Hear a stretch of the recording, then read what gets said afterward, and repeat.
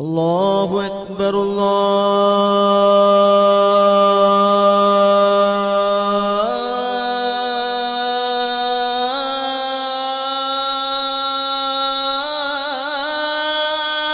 अकबर। इस दिल में जो नसीहत का पानी पड़ता है वो धीरे धीरे सूख जाता है। शरीयत ने हमारे लिए एहतमाम किया है कि जुमा की नमाज के साथ जुमा के खुतबे को फर्ज करार दिया है। 5 वक्त की नमाजें हम जहां चाहें अदा करें। मस्जिद सामने नहीं है, नदी में कश्ती चल रही है वहां पढ़ लें, आसमान में हवाई जहाज में उड़ रहे हैं वहां पढ़ लें, खेत खलियान में काम कर रहे हैं वहां वक्त आ गया वहां पढ़ लें। लेकिन जुमा की नमाज खेत खलियान, हवाई जहाज और रेलवे स्टेशन पे नहीं होती। जुमा की नमाज के लिए मस्जिद जरूरी, जुमा की नमाज के लिए खुतबा वाज़ो नसीहत जरूरी, इसलिए कि जुमा की नमाज हमारी यूनिटी, हमारी इत्तेहाद, हमारी मेजॉरिटी और हमारी अक्सरियत और हमारी तंजीम को दर्शाती है। यह नमाज यानी हमारी इज्तिमाई कुव्वत के मुजाहरे की एक सूरत है जुमा की नमाज। और जुमा की नमाज में तकरीर जरूरी है, जिसे आप अरबी जबान का खुतबा कहते हैं। इसलिए जरूरी है कि 5 वक्त नमाजों में बयान हो या ना हो, लेकिन कंपल्सरीली जुमा के दिन बयान हो, ताकि पिछले जुमा को जो सबक पढ़ाया गया है इस 7 दिन के अंदर दुनियावी ख्यालात, दुनियावी तफक्कुरात, दुनियावी मसरूफियत की वजह से वो जो पानी सूख रहा है दोबारा उस मुर्दा दिल को जिंदगी अदा कर दिया जाए। इसीलिए वो खुतबा है जिंदगी की आखिरी सांस तक। और हर जुमा के दिन उस जामे आयत की तिलावत होती है जिसकी तशरीह व तौज़ीह के ताल्लुक से मुफस्सिरीन कराम ने कहा है कि अगर कुरान में कोई दूसरी आयत नाजिल ना भी होती, सिर्फ यही एक आयत नाजिल होती तो कुरान के नुज़ूल का मकसद पूरा हो जाता। वो आयत करीमा है इन्नल्लाह यअमुरु बिल अदल वल इहसान व ईताइ ज़िल कुर्बा व यनहा अनिल फहशाइ वल मुनकर वल बगी यअज़ुकुम लअल्लकुम तज़क्करून। चूंकि हमने कभी अपने खतीब के पास जाके यह सवाल ही नहीं किया कि इस आयत करीमा की तिलावत हर जुम्मे को खुतबे में क्यों होती है, हमने समझा कि एक फॉर्मेलिटी है जो इमाम साहब निभा देते। अगर हमारे दिल में तजस्सुस होता, उसके जानने की फिक्र होती, तो हम जरूर कभी न कभी जाके इमाम साहब से सवाल किए होते कि आखिर 6666 आयतें कुरान करीम में हैं, इसी को रिपीट क्यों हर जुमा को किया जाता है। मेरे बेटे का खत आता है बंबई से हिंदी जबान में, मुझको मालूम नहीं तो मैं हिंदी के जानकार के पास जाता हूं कि बताओ कि मेरे बेटे ने क्या लिखा। मेरे अब्बा अमेरिका में रहे, वो फ्रेंच में वहां से खत लिख दें, तो हम फ्रेंच के जानकार को ढूंढ के उनके पास जाते हैं कि तुम ये बताओ कि मेरे वालिद ने इस खत में क्या लिखा है। लेकिन करोड़ों में किसी के सीने में दर्द हो कि रब्बे कायनात ने हमारे जीने का जो नुस्खा किताब हिदायत की सूरत में कुरान करीम नाजिल किया है, मैं अरबी जबान नहीं जानता हूं, अरबी के जानकार के पास में जाके कहूं कि ये बताओ कि मेरे रब ने इसमें क्या कहा है, मेरे रब ने सूरह फील में मुझसे क्या कहा, मेरे रब ने सूरह फातिहा में मुझसे क्या डिमांड किया, मेरे रब ने इस आयत करीमा में क्या कहा। यह और बात है कि हमारा रिश्ता अपने रब से बहुत कमजोर रहे और हम चाय पान की दुकान पर तबसरा करें कि मुसलमानों की दुआएं रायगा हो गई, हम मुसलमानों से खुदा की रहमतें रूठ चुकी हैं, हमें काफिरों के हाथों जलील और रुसवा होने के लिए छोड़ दिया गया है। बुजुर्गों ने कहा है कि तुम ये मत पूछो कि अल्लाह तुमसे कितना प्यार करता है, तुम अपने दिल में झांक के देखो कि तुम अपने रब को कितना चाहते हो, तुम अपने रब से कितना प्यार करते हो। ये हमारा ताल्लुक है कुरान करीम के साथ। हर जुमा के दिन इस आयत करीमा की तिलावत इसलिए होती है ताकि कुरान करीम में जो लाखों करोड़ों बातें बयान की गई वो सारी बातें जामइयत के साथ एक आयत की तिलावत के साथ आप तक पहुंच जाए। मुफस्सिर फरमाते हैं कोई दूसरी आयत नाजिल ना भी होती, सिर्फ यही आयत नाजिल होती तो कुरान के नाजिल होने का मकसद पूरा हो जाता। कुरान करीम में बार बार कहा गया है कि इन्न फी ज़ालिका लआयातिन लिक़ौमिन यतफ़क्करून, इन आयतों में अहले फिक्र के लिए निशानियां हैं, इन आयतों में अहले अक्ल के लिए निशानियां हैं। यानी कुरान करीम अक्लमंदों को पैगाम दावत देता है अल्लाह ने ये अक्ल दी है, अक्ल का इस्तेमाल कायनात की सच्चाई का पता लगाने, कुरान करीम की आयतों में गौर व फिक्र करने, दूसरों को देखकर अपने लिए नसीहत की ग़िज़ा हासिल करने, दुनिया के जर्रे जर्रे से अपने लिए पैगाम हिदायत हासिल करने के लिए अल्लाह ने अक्ल दी है। लेकिन क़यामत की निशानी है, सरकार ने फरमाया है, अखीर जमाने में लोगों का हाल ये होगा कि तुन जाओ उकूल अक्सर ज़ालिका ज़मान। सरकार फरमाते हैं अखीर जमाने में अक्सर लोगों की अक्लें छीन ली जाएंगी। लोगों का चेहरा गोरा होगा, लोगों के पास 50 करोड़ का मकान होगा, लोगों के पास कई करोड़ की गाड़ियां होंगी, लेकिन वो सरकार दो जहां के फरमान के मुताबिक अक्ल सलीम से महरूम रहेगा।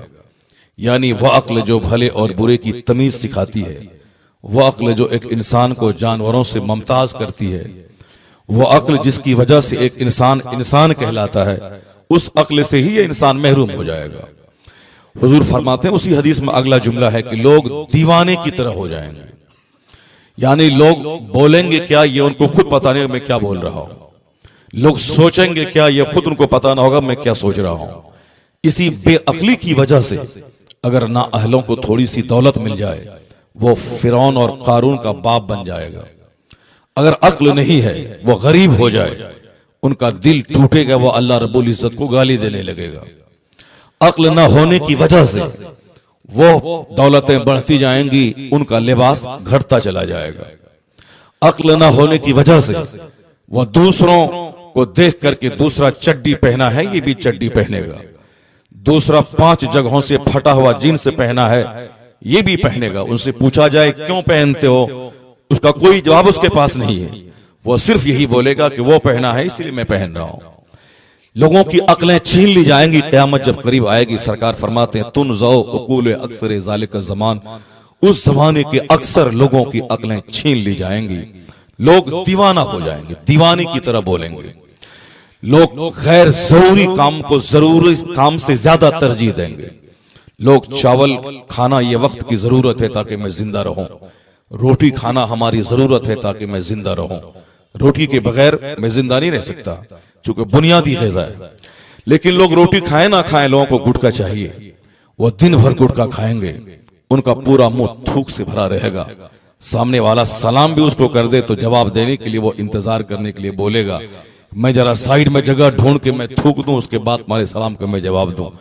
यानी गैर जरूरी चीजों को आदमी जरूरी बना लेगा। जो आदमी के लिए बेसिक रिक्वायरमेंट नहीं है, जो बुनियादी जरूरत नहीं है, उसमें आदमी अपनी सारी एनर्जी सर्फ कर देगा।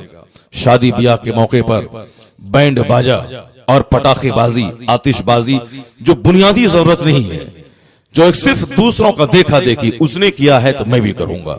फिल्म में वो देखा है फिल्मी शादी, इस नाअहल, इस जाहिल और इस बेअक्ल के पास बेतहाशा दौलतें आ गई, तो अब उस दौलत का इस्तेमाल वो फिल्मी शादी करने में कर रहा है। यानी उनसे पूछा जाए कि ऐसा तुम क्यों कर रहा है, कल तेरी बेटी को दामाद तलाक दे देगा, कल तेरी बेटी को तेरा दामाद गाली देगा, मारेगा, कल तेरी बेटी को उसकी सास सताएगी, सारे घर के लोग उसको गाली गलौज करेंगे। उस वक्त ये पटाखा, ये आतिशबाजी, ये हजारों लोगों को नुमाइश के तौर पर खिलाना, ये तुम्हारा काम नहीं आएगा। बेसिक चीज है कि एक अच्छा रिश्ता ढूंढना, अच्छा खानदान तलाश करना, अपनी बेटी को सब्र की तलकीन करना, उनको इस्लामियात सिखाना। सरकार दो जहां ने जो एक कामयाब जिंदगी गुजारने के जो इंस्ट्रक्शंस और जो गाइडलाइंस दिए हैं उसको अपनी बच्ची को सिखाना, ताकि उस माहौल में एडजस्ट करने के लिए जो सब्र एक बहुत बड़ी ताकत है, उस ताकत से ये आरास्ता होके वहां जाए। वरना अगर वो जाहिल औरत बाप के दौलत के घमंड में ससुराल वालों को कुछ नहीं समझेगी, नतीजे में रिश्ता टूटने की सूरत में ये सारी खुशी पे पानी फिर जाएगा। लोग उससे बहस नहीं, बहस यह है कि उसने ऐसा किया है, कल क्या होगा, उससे बहस नहीं। आज की महफिल रंगीन होनी चाहिए, आज की महफिल सज जाए, आज की महफिल का चर्चा लोगों की जबान पे हो जाए, आज खूब कमर हिले और डांस हो, मजा आ जाए। कल जो होगा सो देखा जाएगा। सरकार ने सच कहा, तुन जाओ उकूल अक्सर ज़ालिका ज़मान, उस जमाने के अक्सर लोगों की अक्लें छीन ली जाएंगी। अमेरिका में करोड़ के मकान में रहने वाला शख्स वह हिंदुस्तान आता है, हिंदुस्तान में बंबई और गोवा में समंदर के किनारे चाहे अपनी बीवी हो या कोई गर्लफ्रेंड हो, हजारों लोगों के सामने वो गोरा चिपक जाता है। वो कहते हैं कि ये इंजीनियर है, ये डॉक्टर है, ये हिंदुस्तान रिलैक्स फील करने घूमने आया है, ये टूरिस्ट है, ये सियाहत के लिए आया है। लेकिन उनके पास मकान है, उनके पास पैसे हैं, उनके पास दुनिया की जाहिरी डिग्रियां हैं, लेकिन जो चीज नहीं है वो अक्ले सलीम नहीं है। अक्ले सलीम होती वो कभी जो काम तन्हाई का था वो लोगों के सामने नहीं करता, लेकिन लोगों के जो काम पर्दे का था वो बेपर्दा कर रहा है, जो काम रात का था वो दिन में कर रहा है, जो काम तन्हाई का था वो मजमे में कर रहा है। तो आप क्या कहेंगे? हुजूर ने सच कहा, तुनज़ो अक्सर ज़ालिक का ज़मान, अक्सर लोगों की अक्लें छीन ली जाएंगी, लोग दीवाना हो जाएंगे। वो क्या बोलेगा, क्या समझेगा, क्या करेगा, वो बहकी बहकी बातें बोलेगा, पागल होके गुस्से में इंतकाम लेने के लिए साहब वो भावुक होकर अपनी गलत भावनाओं की तस्कीन की खातिर वो जो चाहेगा सो करेगा। लोग उसे पागल कहें, लेकिन वो अपने हिसाब से समझेगा मैं अक्लमंद हूं, मैं बहुत अच्छा काम कर रहा हूं। आकाए दो जहां के फरमान ने इस दुनिया की इस दौर की सच्चाई मेरे सामने लाकर रख दिया। अब इस दौर में अगर किसी को भले बुरे की तमीज मिल गई, इस दौर में किसी को अक्ले सलीम मिल गई, इस दौर में किसी को अच्छी राह पे जाने का सलीका मिल गया, इस दौर में आदमी को एक समझने वाला दिमाग अगर मिल गया, 50 खरब की संपत्ति एक तरफ, अगर अक्ले सलीम की दौलत किसी को मिली है तो उससे बड़ा मालदार दुनिया में कोई नहीं। आप भी तन्हाई में बैठकर इस पॉइंट पे गौर करें कि अल्लाह रब्बुल इज्जत ने आपको जो दौलत दी है वो वाकई आप अक्ल से काम ले रहे हैं, तो आप ये समझ जाएं कि अल्लाह ने आप पर बहुत बड़ा एहसान किया है कि अल्लाह ने आपको अक्ल सलीम दी। वरना इस जमाने में कौन कुरान पे गौर करता है, कौन हदीस पढ़ता है, वो सिर्फ देखा देखी और नुमाइश के पीछे मर रहा है। किसी वादी में जाके वो मर जाए, टकरा जाए, उससे कोई बहस नहीं। एक दीवाना हैदराबाद में उसके बाप ने 16 लाख की बाइक खरीद के उसको दिया। अब वो दीवाना बाइक पे 200 की स्पीड में वो चल रहा है। जाहिर सी बात है उसका अंजाम क्या होगा? 200 की स्पीड में जो लड़का बाइक चलाएगा उसका अंजाम ही होगा, उसकी लाश के हजारों टुकड़े हो जाएंगे। आने वाले दिन में मुस्तकबिल का एक बहुत बड़ा जबरदस्त समाज का एक कामयाब खिलाड़ी, समाज का एक किसी भी शोबे का एक जबरदस्त आदमी वो मौत के घाट उतर जाएगा। समाज के लोग एक अच्छे आदमी, काबिल आदमी से महरूम हो जाएंगे। कुछ भी हो उससे बहस नहीं। सामने वाला लड़का देखता है कि वो 200 की स्पीड में चला रहा है, मैं 250 की स्पीड में गाड़ी चलाऊंगा, चाहे वो उसकी लाश का हाल उससे बुरा क्यों ना हो जाए, चाहे वो मर क्यों ना जाए, उससे कोई बहस नहीं। रोजाना एक्सीडेंट हो रहे हैं, रोजाना लोगों की लाशें कई टुकड़ों में बट रही हैं, उसके बावजूद बेवकूफों की तादाद में कोई कमी नहीं है। नादान सब अंजाम देखने के बाद भी शहर की भीड़ भाड़ में इस तरह गाड़ी चलाता है, लगता है कि जैसे कि वह मौत को वह दावत देने जा रहा है। यानी उसको दूसरों की लाश से वो कोई सबक हासिल नहीं किया, वो सिर्फ अपने दोस्तों में अपना जमाने के लिए, वो सिर्फ लोगों की जबान पे बहुत स्पीड में गाड़ी चलाता है ये लफ्ज सुनने के लिए, सिर्फ अपने दोस्तों की महफिलों में अपना चर्चा सुनने के लिए वो इस तरह की गाड़ी चलाता है, हुल्लड़बाजी की तरह। सच कहा सरकार ने कि आखिर जमाने में लोगों की अक्लें छीन ली जाएंगी, लोग दीवाना और पागल हो जाएंगे।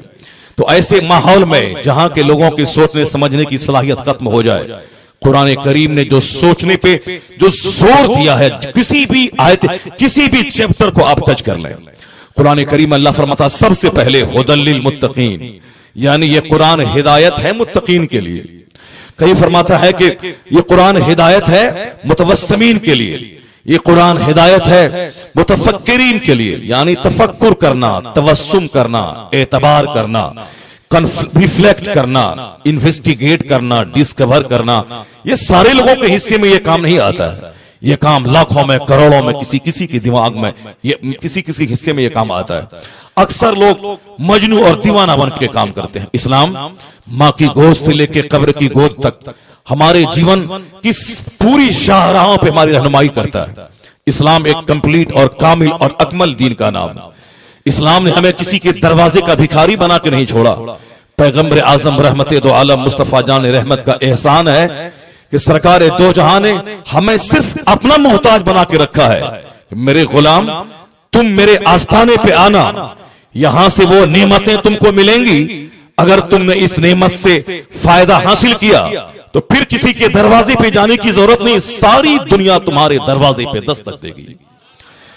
अल्लाह के रसूल ने हमें वो सारी नेमतें अता की हैं, चाहे माशियात के शोबे की हो, चाहे समाजियात के शोबे की हो, चाहे सोसाइटी में रहने का तरीका, आयली जिंदगी, खानगी जिंदगी, समाजी जिंदगी, सियासी जिंदगी, यानी जिंदगी में जो भी चैप्टर आ सकता है, उस सारे चैप्टर में एक कामयाब आदमी जीने के लिए पागल भी जीता है, मर जाता है, जीने के लिए काफिर भी जीता है, मर जाता है, जीने के लिए जानवर और कुत्ता भी पैदा होता है, वो मर जाता है, जीने के लिए शराबी भी शराब की एक बूंद के लिए वो जान देता है, सारी चीजें लूटा करके वो चाहता है कि एक जाम शराब का मिल जाए, वो भी उसे पीते पीते मर जाता है। अल्लाह को गाली देते कोई मर जाता है, कोई नास्तिक बन के मर जाता है, कोई खुदा नहीं है, दुनिया ऐसे खुद से बनी है, खुद से खत्म हो जाएगी। दुनिया में सारे लोग आते हैं 100 साल के भीतर में अपना सारा कारनामा अंजाम देके वो अपने अंजाम को पहुंच जाते हैं जहां उसको जाना है।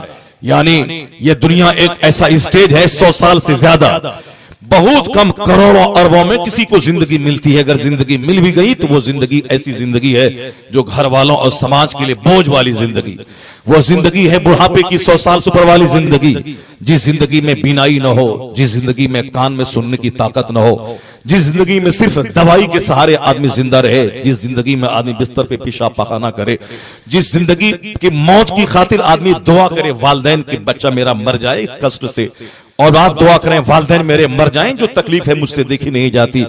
100 साल के अंदर उसमें बचपन की आवारगी भी है, उसमें जवानी की मुसीबत और मुशक्कतें भी हैं, और बुढ़ापे का दर्द, बुढ़ापे की तकलीफ भी है। सारा तमाशा इसी 100 साल के अंदर में, इसी 100 साल में कोई दीवाना बन के जिंदा रह के मर जाए, कोई काफिर और नास्तिक बन के मर जाए, कोई इस्लाम को मिटाने का सपना देख के मर जाए, कोई मुस्तफा की तौहीन करते करते मर जाए, और इसी पागलों के दरमियान कोई ऐसा खुशनसीब होता है जो 100 साल के दरमियान इबादत करते करते मर जाए, और जाते जाते ये तमन्ना लेके जाए कि इलाही थोड़ी सी उम्र और लंबी हो जाती ताकि मेरी जिंदगी में 2-4 सजदे और ज्यादा हो जाते।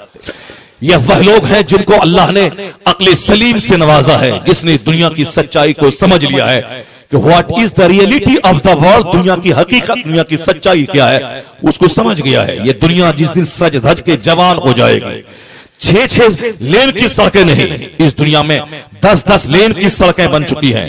इस दुनिया में 10-4, 2-4, 10-20 गांव एक कॉलोनी में आबाद हो गई है। अमेरिका, यूरोप में जहां 50-50 मंजिला मकान बन गए, 10-20 गांव एक फ्लैट में समा गए हैं। यानी जहां जमीनें खाली हैं, मकान सिर्फ फ्लैट की सूरत में आबादियां तब्दील हो गई, वहां भी ऐसे ऐसे लोग हैं जो लोग वो अपनी जिंदगी के दिन गुजार के अपने अंजाम को पहुंच जा रहे हैं। उस मुल्क से लेके हिंदुस्तान तक, शहर से लेके देहात तक, सारे लोग ही तमाशा करने आए हैं, अपने अपने हिसाब से जीते हैं और मर जाते हैं। लेकिन सबसे खुशनसीब है वो करोड़ों में जिन्होंने इस जिंदगी का सही इस्तेमाल किया, जिन्होंने यहाँ के एक एक लम्हे का सही यूज किया, जिन्होंने इस जिंदगी को गफलत और लापरवाही में नहीं गुजारा, जिन्होंने बैठकर कायनात की सच्चाई पे गौर किया कि अल्लाह ने सूरज किसके लिए बनाया, चांद किसके लिए पैदा किया। अल्लाह चाहता तो सिर्फ गेहूं की रोटी हमारे लिए काफी थी, लेकिन हमारे जिस्म के लिए अल्लाह ने हमारे चावल के साथ साथ हर मौसम के एतबार से फल फ्रूट्स अल्लाह ने हमको दिए। अल्लाह ने हमारी ताकत और तवानाई के लिए माँ की छाती में दूध दिया, और जब वह दूध हमारे लिए हराम हो जाए, मुज़िर हो जाए, अल्लाह ने गाय, भैंस और बकरी के थनों का दूध हमारी ताकत के लिए दिया। यानी ये दूध हमारे लिए, ये फल फ्रूट्स हमारे लिए। ये आसमान अगर बीच से खत्म हो जाए, आदमी का सीना दहशत से फट जाएगा, वह फजाओं को देख नहीं पाएगा। इस फजाओं की हौलनाकी को देखकर यह दहशत की मारी मर जाएगा। अल्लाह ने यह जमीन बनाई ताकि हम बाज हिस्से में समंदर रहे, ताकि वहां से मैं मछलियां खाऊं, उस समंदर से हीरे मोती में हासिल करूं। बाज हिस्से में पहाड़ रहे जो मेरी जमीन के लिए पिलर का काम करे, बाज हिस्से में रेगिस्तान रहे जहां से उस रेगिस्तान के बालू पे हमारे ऊंट दौड़ सकें, और उसी जमीन का कुछ हिस्सा जरखेज रहे जहां से मैं फसलें पैदा कर सकूं। उसी जरखेज हिस्सों में से कुछ हिस्सा मखसूस सेब और जाफरान के लिए कश्मीर का हिस्सा रहे, कुछ हिस्सा धान के लिए आंध्र प्रदेश और बंगाल का रहे, कुछ हिस्सा मक्के की खेती के लिए उत्तर प्रदेश और बिहार का रहे, कुछ हिस्सा नीम और नारियल की खेती के लिए तमिलनाडु का रहे। यानी इसी जमीन में जहां 75% जमीन का हिस्सा पानी का है, उस 25% में पहाड़ भी है, उसी में सरखेज जमीन भी है, उसी में फल फ्रूट्स के जगह भी है। यानी जब एक आदमी गौर करता है अपने फल पे, एक आदमी गौर करता है रोटी चावल पे, एक आदमी गौर करता है आसमान और जमीन पे, वो पागल की तरह बातें नहीं करता है। उसको फजूल बातों के लिए, चाय पान की दुकान पे बात करने के लिए उसके पास वक्त नहीं रहता है। वो बस जब गौर करता है तो यही सोचता है किस कदर एहसानात रब्बे करीम के हैं। ये सारी कायनात का गुलशन रब ने हमारे लिए सजाया है और हमें सिर्फ इसी के लिए पैदा किया है। मैं आसमान और जमीन से लाभ उठाऊं, मैं जानवरों के थनों के दूध से फायदा उठाऊं, मैं मौसम की तब्दीली के एतबार से सारे फ्रूट से मैं फायदा उठाऊं, सूरज और चांद की रोशनी से मैं फायदा हासिल करूं, मैं पहाड़ और समंदर के नीचे जो चीजें हैं उन चीजों से मैं फायदा उठाऊं। गोया सारा संसार हमारे लिए है और हमारी ये मुख्तसर सी जिंदगी इस संसार के निर्माता, इस कायनात के खालिक, इस संपूर्ण ब्रह्मांड के क्रिएटर यानी पूरे विश्व का जो खालिक है, सारी कायनात का जो मालिक है, जिसने ये सारा संसार हमारे लिए सजा है, वो हमसे सिर्फ इतना मुतालबा करता है कि सारी नेमतें तुम्हारे लिए और तुम्हारी ये पेशानी सिर्फ मेरी इबादत के लिए झुकती रहे। यानी वो रब्बे कदीर मुझसे सिर्फ सजदा चाहता है, वो रब्बे कदीर मुझसे ऐसा दिल चाहता है जिस दिल में ये जज्बात रहे कि सारी नेमतें अल्लाह की दी हुई हैं। यानी ये दिल शुक्र के जज्बात से लबरेज रहे, या पेशानी रब्बे कदीर की बारगाह में झुकी रहे, इस जबान पे उस रब की नेमतों का चर्चा रहे। यानी वो खाए खूब दूध और संतरा और ये कहे कि मेरे रब्बे करीम का एहसान है, रब ने हमारे लिए फल फ्रूट्स दिए, रब ने हमारे लिए शानदार दूध दिया, रब ने हमारे लिए शहद की मक्खियों को शहद पैदा करने के लिए पैदा किया, रब का एहसान हमारे लिए जड़ी बूटियों में सेहत और तंदुरुस्ती पाने के लिए दवाइयां दी। यानी ये बंदा जब दवा खाए, ये बंदा कहे रब्बे करीम का एहसान कि बीमारियों से सेहत हासिल करने के लिए रब्बे कदीर ने दवाइयां दी। ये जब पानी पिए तो कहे कि रब्बे कदीर का एहसान, रब्बे कदीर ने जिंदगी के लिए जो पानी जरूरी है वो पानी दिया। जब ये रात में 8 घंटे की गहरी नींद ले तो गहरी नींद के बाद जब सुबह सवेरे उठे, इसकी जबान पे वही कलमा हो जो मुस्तफा ने सिखाया है। ये उस सुबह उठते उठते कान में तार ठूस कर गाना न सुने, बिस्तर पे उठते उठते टीवी ऑन करके अधनंगी लड़कियों का डांस नहीं देखे, सुबह बिस्तर पे उठते उठते सिर्फ कारोबार, व्यापार और पैसे के बारे में नहीं सोचे।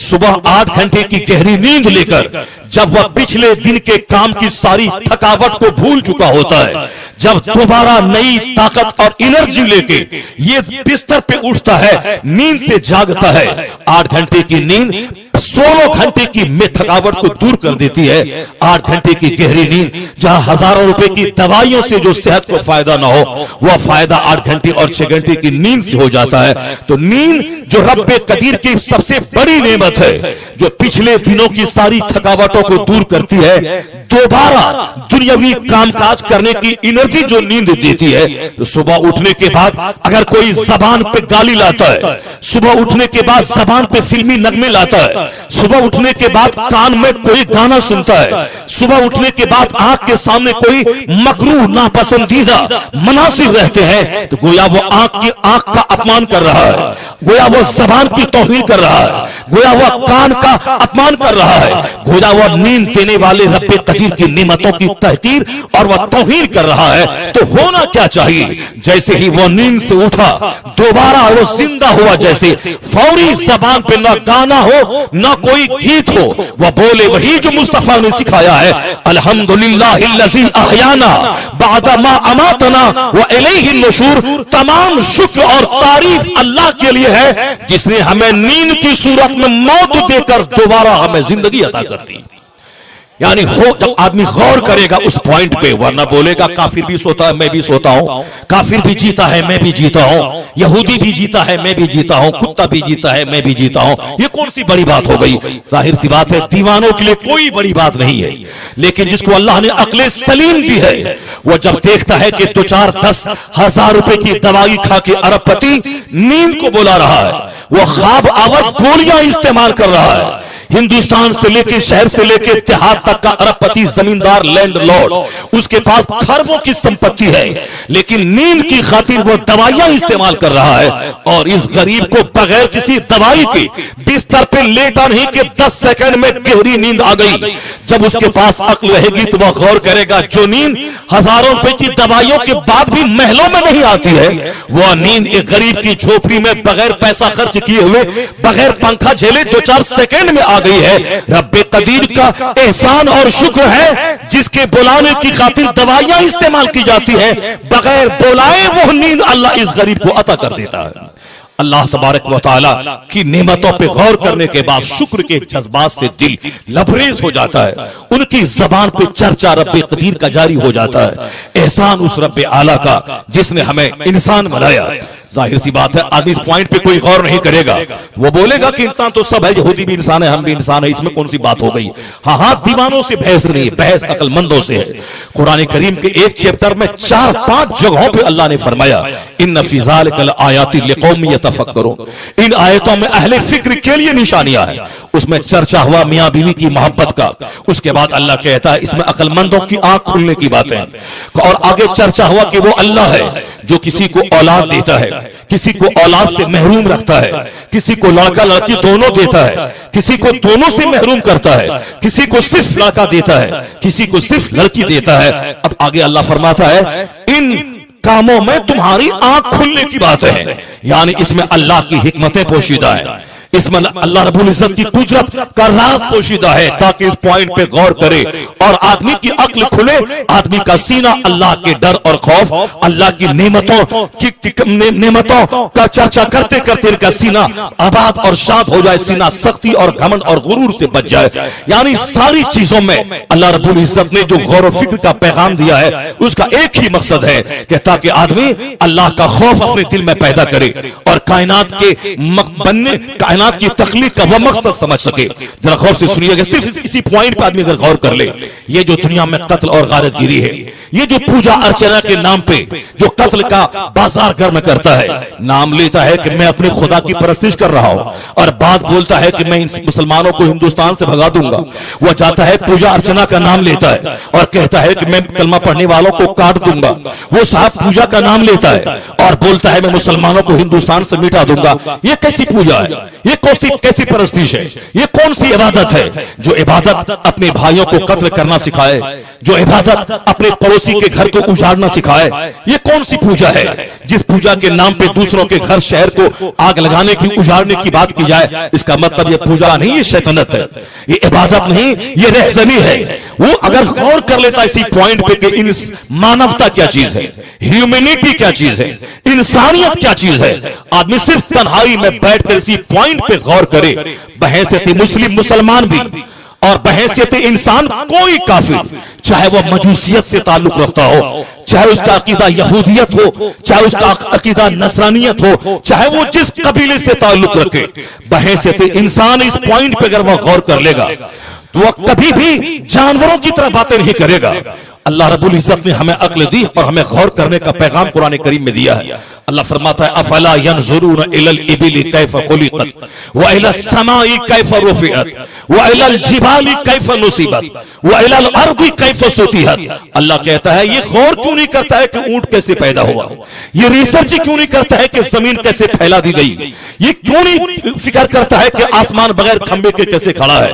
यानी तुम गौर करो कि ये ऊंट कैसे पैदा हुआ, तुम रिसर्च करो कि जमीन पानी पे कैसे टिकी हुई है, तुम गौर करो कि आसमान बगैर अमदिन तरौनहा, यानी वो आसमान जो बगैर खंबे के जिसको तू देखता है, किसने इस आसमान को बगैर खंबे के खड़ा किया है, तुम गौर करो इस पॉइंट पे। तो जो अल्लाह रब्बुल इज्जत पैगाम देता है फिक्र का, वो अल्लाह रब्बुल इज्जत कहता है तू अपने आप पे गौर के तू पैदा हुआ कैसे है। फलयंजुरिल इंसानु मिम्मा खुलिका मिन माइन दाफिक यखरुजु मिन बैनि सुल्बि वत्तराई इन्नहु अला रजइही लकादिर। अल्लाह कहता है a man should consider in his creation how he is created, यानी आदमी को अपनी पैदाइश पे गौर करना चाहिए कि पैदा हुआ कैसे है। अल्लाह कहता है तेरी इब्तदा तेरा आगाज वो बजती हुई मिट्टी है।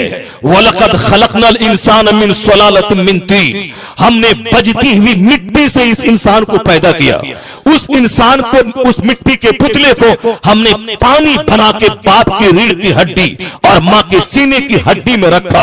अब वह पानी का कतरा बाप के शर्मगाहों से, माँ की शर्मगाह से होता हुआ वह पानी का कतरा माँ की बच्चादानी यूटेरस में पहुंचता है। फिर अल्लाह उस पानी में तस्वीर बनाता है। हुवल्लज़ी युसव्विरुकुम फिल अरहाम, वो अल्लाह है जो माँ के रहम बच्चादानी में तुम्हारी तस्वीर बनाता है।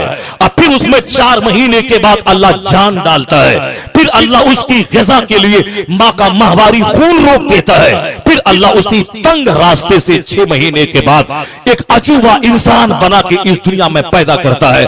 अल्लाह कहता है कभी तुमने गौर किया? फतबारकल्लाहु अहसनुल खालिकीन, बड़ी बरकत वाला है वो अल्लाह जो सबसे बेहतर पैदा करने वाला है। अल्लाह कहता है तुम्हें अपनी पैदाइश, अपनी संरचना पे गौर करना चाहिए कि अल्लाह ने कैसे तुमको रचा है, कैसे तुमको बनाया है और किस कदर जंप करते हुए पानी के कतरे से पैदा किया है। वह कुरान जिसमें दुनिया भर की खरबों बातें हैं, वह कुरान जिसमें नमाज, रोज़े, हज और ज़कात का पैगाम है, वह नमाज जिसमें मुस्तफा जान रहमत की अजमत और रिफत पे बेशुमार पहलू बयान किए गए। उस कुरान करीम में कभी खुराक पे गौर करने की बातें, कभी इंसान की तख्लीक पे गौर करने की बातें, कभी जानवरों पे रिसर्च करने की बातें, कभी आसमान और जमीन पे गौर करने की बातें, कभी अपने हाथ और पांव की ताकत पे गौर करने की बातें, कभी सूरज और चांद की गर्दिश पे गौर करने की बातें, कभी समंदर की रवानी की बातें, कभी समंदर की कश्तियों का तज़किरा, कभी फलकबूस पहाड़ का तज़किरा, कभी समंदर में चलने वाली वो कश्ती जो पहाड़ की सूरत में दिखाई पड़ते हैं, कभी उसका तज़किरा। यानी कुरान में आप जहां कहीं भी गौर करके देखें, इस सारी कायनात की एक एक चीजों का तज़किरा है, ताकि ये बंदा इन चीजों पे गौर करे। ये बंदा क्या बोलेगा, इसीलिए गौर करने का पैगाम दिया। जब जब रिसर्च करेगा तो वह यतफक्करून फी खल्क़िस समावाति वल अर्द रब्बना मा खलक़्त हाज़ा बातिला सुब्हानका फ़क़िना अज़ाबन नार। अल्लाह कहता है इन्न फी खल्क़िस समावाति वल अर्द वख्तिलाफ़िल लैलि वन नहार लआयातिन लिउलिल अलबाब। जमीन आसमान की पैदाइश में, रात और दिन के बदल बदल कर आने में, तुम्हारी आंख खुलने की बात है, अकलमंदों के लिए निशानियां है। अल्लाह कहता अकलमंद वो जो उठते बैठते लेटे चलते फिरते अल्लाह को याद करता है, वो यतफक्करून और गौर व फिक्र करता है। जमीन आसमान की पैदाइश में वो रिसर्च करता है। इसके बाद क्या होगा रिसर्च करने के बाद? अल्लाह फरमाता है जब वह गौर करता जाएगा तो उसके दिमाग में मार्फत का नूर आएगा, रिकॉग्निशन आएगा उसके दिल में अल्लाह की मार्फत के अल्लाह है, कायनात का बनाने वाला कोई है। ऐसे ही ऑटोमेटिक दुनिया खुद ब खुद नहीं बन गई है। तो जब यह ख्याल आएगा तो एहसानात को जब वो याद करेगा, वो कहेगा सुब्हानका रब्बना मा खलक़्त हाज़ा बातिला सुब्हानका फ़क़िना अज़ाबन नार। यानी ये फिक्र उनको ये बात बोलने के लिए आमादा करेगी कि यह बोलेगा रब्बना ए अल्लाह, तूने इस कायनात को खेल और खिलौना के तौर पर नहीं बनाया, तूने इस दुनिया को तफरीह की खातिर नहीं बनाया, तूने इस दुनिया को ऐसे ही नहीं बनाया, तूने इस दुनिया को बेकार और बातिल नहीं बनाया। इलाही तूने इस दुनिया को जो पैदा किया है, इसमें जो हिकमतें पोशीदा है, जो तूने बंदे को इबादत की खातिर पैदा किया है, मैं तेरी इबादत का हक कभी अदा नहीं कर सकता। तूने जो बोलने की ताकत दी है, इस पर अगर मैं गौर करूं तो मैं आग पे भी सजदा करूं, कुव्वते गोयाई का हक मुझसे अदा ना हो पाएगा। तूने जो हाथ में हरकतों की ताकत दी है, मैं अगर इसका हक सजदे से अदा करना चाहूं, मैं आग पे भी सजदा करूं। तो जिसके पास हाथ नहीं है, जो लूला है, जिनके पास पांव नहीं है, जो लेंगड़ा है, जिनके पास बोलने की ताकत नहीं, जो गूंगा है, जिनके पास आंख नहीं, जो अंधा है, जिनके पास कान नहीं, जो बहरा है, जिनके पास अक्ल नहीं, जो पागल है, जिनके पास पांव नहीं, जो बैठा रहता है पोलियोग्रस्त, अपाहिज, लूला, लंगड़ा है। ए अल्लाह, तूने जो हमको उससे अफजल बनाया है पांव देकर, तूने जो हमको गूंगा से अफजल बनाया है बोलने की ताकत देकर, इसी का हक, इसी का शुक्र अदा करना मैं चाहूं तो आग पे भी जिंदगी भर सजदा करता रहो, इन नेमतों का हक मुझसे अदा ना हो पाएगा। सुबहान का फकीना अज़ाब अन्नार, बस एक ही जुमला उस शुक्रगुजार बंदे की जबान पे आएगा कि इलाही तेरी जात पाक है, तू फजले अजीम वाला है, बस तू अपने फजल से मुझे जहन्नम की आग से बचा ले, मैं जिंदगी भर सजदा करता रहो। ये सजदा जहन्नम से बचने की पूंजी नहीं हो सकता। जिस तरह तूने अपने फजल से ये सारी नेमतें दे के एहसान किया है, उसी तरह एक एहसान और कर देना कि अपने फजल से जहन्नम से बचा के जन्नत में दाखिल कर देना। सुबहान का फकीना अज़ाब अन्नार, इलाही तेरी जात पाक है, तू सुब्ह कुद्दूस है, अपने फजल से मुझको जहन्नम की आग से बचा लेना। तो अब मार्फत खुदाबंदी का मतलब क्या हुआ? कायनात पे गौर व फिक्र करने का रिजल्ट क्या निकलेगा? वो रिजल्ट यही निकलेगा कि जब जब जैसे जैसे मार्फत पैदा होती जाएगी, वैसे वैसे अल्लाह का डर पैदा होता जाएगा, वैसे वैसे उनका दिल पसीजता चला जाएगा, वैसे वैसे उनके दिल और दिमाग में दुनिया की गर्ज ख्वाहिश, यानी ये सारी चीजें उनके दिमाग में आती जाएंगी। बस आज की महफिल में सिर्फ इस एक पॉइंट पे गौर करता हूं, यहूद व नसारा या हिंदुस्तान के मुशरिक या आम मुसलमान, सिर्फ इसी पॉइंट पे वो गौर कर ले। अल्लाह की 18,000 मखलूकात हैं, यानी ये तो एक महसूस मखलूक का नाम लिया जाता है, बेशुमार मखलूक कह लें, अनकाउंटेबल, जिसकी गिनती हो ही नहीं सकती है। अल्लाह ने ये सारी चीजें पैदा की। अल्लाह ने सांप को भी पैदा किया, अल्लाह ने बंदर को भी पैदा किया, अल्लाह ने छुछंदर को भी पैदा किया, अल्लाह ने कीड़े मकोड़े को भी पैदा किया, अल्लाह ने मक्खी और मच्छर को पैदा किया, अल्लाह ने खटमल और बिच्छू को पैदा किया। बिच्छू भी अल्लाह की मखलूक है, शैतान जिन्नात भी अल्लाह की मखलूक है, फरिश्ते भी अल्लाह की मखलूक है, ये बंदर छुछंदर भी अल्लाह की मखलूक जो चीज पैदा हुई, खालिक जिसने पैदा किया है, खालिक अल्लाह की जात है, वो क्रिएटर है, और जिस चीज को पैदा किया वो क्रिएशन है, वो मखलूक है। तो सारी चीजें मखलूक हैं जिसको अल्लाह ने पैदा किया। अल्लाह चाहता तो मुझको बंदर बना देता, अल्लाह चाहता मुझको छुछंदर बना देता, अल्लाह चाहता मुझको सांप बना देता, अल्लाह चाहता मुझको खटमल बना देता, अल्लाह चाहता मुझको बंदर बना देता, अल्लाह चाहता मुझको बिच्छू बना देता, अल्लाह चाहता मुझको कीड़ा मकोड़ा बना देता।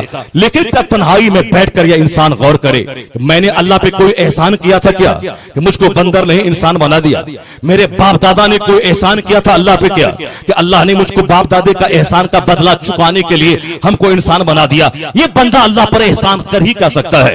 जो मिट्टी बजती मिट्टी से पैदा हो, जो पानी के कतरे जलील से पैदा हो, जो हर वक्त बीमारी में घिरा हो, जो हर वक्त रुसवाई में घिरा हो, जो हर वक्त मौत में घिरा हो, जो जलजला और तूफान में घिरा हो, जो रास्ता चलते ठोकर लगे वहीं गिर के मर जाए, यानी जो बंदा इतना कमजोर है कि जो बंदा बीमारी में घिरा है, जो बंदा पेशाब और पखाने के साथ आजमाया गया है, शानदार 10,000 का जूता है पांव में, 25,000 का चश्मा है आंख में, 2-4 हजार का है टोपी है सर पे, और 1 लाख का लिबास है बदन में, लेकिन पेट में 2-4 केजी पाखाना वो लेके चल रहा है। अब जब पेशाब अगर रुक जाए एक दिन में, तो वो सारी संपत्ति देके वो पेशाब को जारी करने के लिए डॉक्टर के पास जाएगा और कहेगा कि हमारा पेशाब जारी कर दीजिए वरना मेरा पेट फट जाएगा, मैं मर जाऊंगा, मेरा मकान आप क्यों नहीं ले ले। हारून रशीद से एक इब्ने समाक नामी बुजुर्ग ने कहा था कि अगर ये बता दे इस दुनिया तेरी सल्तनत की कीमत क्या है? उन्होंने कहा आप बताएं किसकी कीमत क्या है? कहा अगर अल्लाह ताला तुम्हारे पेशाब को रोक दे, ये बता दे कि तू इस पेशाब को जारी करने के लिए क्या करेगा?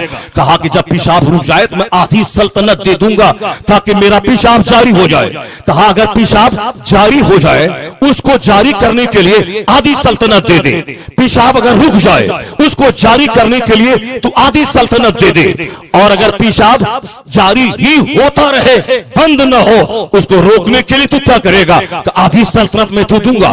कहा जो सल्तनत पेशाब को रोकने और पेशाब जारी करने के लिए हो, उस सल्तनत की खातिर आदमी अल्लाह की मार्फत को अपने सीने से निकाल दे, उस सल्तनत की खातिर आदमी अपनी दुनिया आखिरत को तबाह कर दे, तो उस सल्तनत की कीमत क्या, उस सल्तनत का वैल्यू क्या है? जिस सल्तनत की कीमत सिर्फ एक पेशाब का कतरा जारी करना हो। यानी आदमी सिर्फ एक पॉइंट पे गौर करे तो हारून रशीद की अक्ल इस तरह खुल गई। बुजुर्ग का एक जुमला उनको सल्तनत की माहियत और सच्चाई को बता दिया। क्या मतलब? आदमी इसी पॉइंट पर अगर गौर कर ले, अगर अल्लाह चाहता तो हमको छुछंदर बना देता, लेकिन एहसान रब्बे आला का है कि अल्लाह ने मुझको इंसान बनाया, मुझको हर बंदर नहीं बनाया। तो एक यहूदी भी इस पॉइंट पे गौर करे कि तू इंसान है। इंसान का काम है कि जबान जब खुले तो दूसरों को लाभ पहुंचाए। इंसान का काम है जब हाथ उठे तो दूसरों को फायदा पहुंचाए। इंसान का काम है कि जब पांव चले तो दूसरों को बेनिफिट की खातिर पांव चले। इंसान का काम है कि वो दूसरों के लिए जिंदा रहे, लीव फॉर अदर्स, दूसरों के लिए वो जिंदा रहे। जरूरत से ज्यादा दौलतें कमाकर अपने भाइयों की मदद करे, अपनी जबान का इस्तेमाल करके अपने भाइयों को तबाही से बचाए। वो अपनी दौलत का इस्तेमाल, अपने हाथ का इस्तेमाल करके अपने भाइयों के काम आए। तो एक यहूदी इस पॉइंट पे गौर करेगा, कभी वो इस्लाम मिटाने का सपना नहीं देखेगा, कभी वो अपने पड़ोसी को तकलीफ नहीं पहुंचाएगा, कभी पड़ोसी के घर को वो नहीं जलाएगा। अगर एक हिंदुस्तान का मुशरिक अगर इस पॉइंट पे गौर कर ले कि एहसान इस दुनिया के खालिक का है, जिसने मुझे बंदर और कुत्ता नहीं इंसान बनाया है, तो मैं कुत्तों की तरह जिंदगी क्यों गुजारूं? वह काम है कुत्ते का, जब वह कुत्ता जबान बाहर लटकाता है, वह भूखता रहता है, दूसरों को तकलीफ देता रहता है। यह है कुत्ते का काम के भूखना, कष्ट पहुंचाना। अगर यह इंसान भी अपने पड़ोसी को तकलीफ पहुंचाए, यह रिश्तेदार को तकलीफ पहुंचाए, यह अपने पड़ोस के दुकानदार को तकलीफ पहुंचाए, इस इंसान और कुत्ते में क्या फर्क रह जाएगा? अल्लाह का एहसान कि अल्लाह ने इंसान बनाया। इस पॉइंट पे अगर मुसलमान भी गौर कर ले, अल्लाह ने हम पर एहसान का कि इंसान बनाया है, वो कभी जानवरों की तरह दिमाग में गंदी सोच नहीं लाएगा, वो कभी कुत्तों की तरह जिंदगी नहीं गुजारेगा, वो कभी माँ बाप, भाई बहन, रिश्तेदार और पास पड़ोस के साथी को कष्ट नहीं पहुंचाएगा। यानी जब इस पॉइंट पे वह गौर करेगा तो चाहेगा दौलत मेरी हो और लाभ दूसरों को पहुंचे, जबान मेरी हो और फायदा दूसरों को पहुंचे, हमारे हाथ हो जो दूसरों को लाभ पहुंचाए। वो भी कोई दौलत है क्या जिस दौलत से सिर्फ अपनी ही जिंदगी सजे और संवरे और पड़ोस का आदमी महरूम रहे? इस पॉइंट पे आज हिंदुस्तान का सबसे बड़ा मालदार मुकेश अंबानी कहता है, लगातार 10 साल से हिंदुस्तान के इस अव्वल नंबर पे मेरा कब्जा है कि आज हिंदुस्तान का सबसे बड़ा मालदार मैं हूं। लेकिन वो कहता है कि मेरी दौलत सिर्फ अगर मैं ही खाता रहूं, ये दौलत किस काम का? ये मेरी दौलत बीमारों के इलाज के लिए, ये मेरी दौलत सड़कों के निर्माण के लिए, ये मेरी दौलत गरीबों को काम देने के लिए। इसलिए वो नए नए प्लांट लगाता है ताकि हजारों गरीबों को काम मिल जाए। हमारे खाने के लिए तो इतने हैं कि 1800 करोड़ का बंगला हमारे पास बंबई में है, मेरे पास इतने हैं कि मैं बैठ के रहूं तो रोजाना खाता रहो। लेकिन वो नया नया प्लांट लगाता है ताकि 2-4-10 हजार लोग उसमें रहेंगे, 10,000 के चूल्हे में आग सुलगती रहेगी, उनका आशियाना आबाद होता रहेगा। वो आदमी वही है जो दूसरों के लिए जिंदा रहे। दुनिया का सबसे बड़ा मालदार बिल गेट्स अभी एक हफ्ता पहले उत्तर प्रदेश आया था, वहां के सीएम पंडित जी से मिला था। मिलने के बाद उसने मेडिसिन, सेहत और तालीम के क्षेत्र में काम करने का उन्होंने अपना ख्याल जताया था। वो बिल गेट्स, उसको हिंदुस्तान आने की क्या जरूरत, उत्तर प्रदेश जाने की क्या जरूरत, और बिल गेट्स नामी ट्रस्ट कायम करके लोगों के बेनिफिट के लिए काम करने की क्या जरूरत है? मगर उसके दिमाग में बात आई है, जरूरत से ज्यादा पैसे इसलिए हैं ताकि हमारा पैसा दूसरों के काम आए, हमारे हाथ पांव दूसरों के काम आए।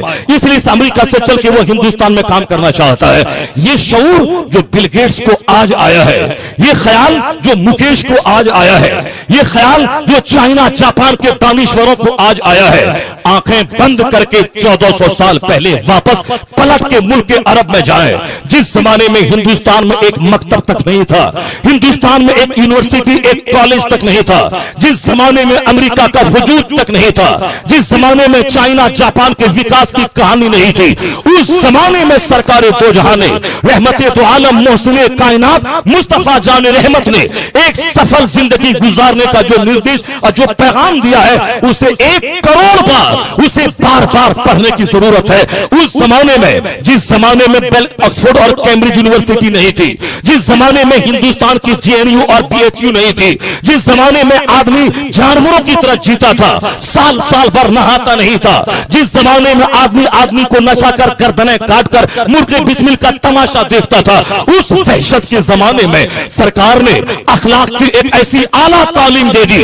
उस पैगंबर अखलाक ने क्या कहा? नमाज, रोज़े, हज, ज़कात की लाखों बातें एक तरफ, आका फरमाते हैं खैरुन नास मय्यनफउन नास, यानी लोगों में सबसे बेहतर वो है जो दूसरों को फायदा पहुंचाने वाला हो, जो दूसरों को लाभ पहुंचाने वाला हो। यह हदीस उस जमाने की है जिस जमाने में अमेरिका से लेकर मलेशिया सिंगापुर तक एक मकतब नहीं था। तो मानना पड़ेगा आज जो बात मुकेश बोले, जो बात बिल गेट्स से बोले, जो बात हिंदुस्तान का गांधी नेहरू अगर अच्छी बात बोले, जो बात आज का दानिश्वर बोले, अगर उसमें सच्चाई है, उसमें ट्रूथ है, उसमें रियलिटी है, उसमें वास्तविकता है, उस बात में दम और वजन है, तो ये बात चाहे बोलने वाला कोई भी हो, मुंह उसका होगा और नारा मुस्तफा जाने रहमत का दिया हुआ होगा।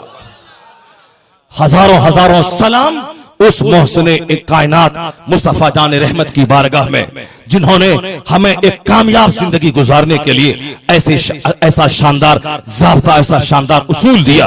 अगर हमने उस उसूल पे गौर किया तो याद रखें, अपना भी और बेगाना भी जो नफरतों में आज जी रहा है, वो नफरत मोहब्बत में तब्दील होगी। वो मोहब्बत की नफरत की सारी दीवारें टूटेंगी।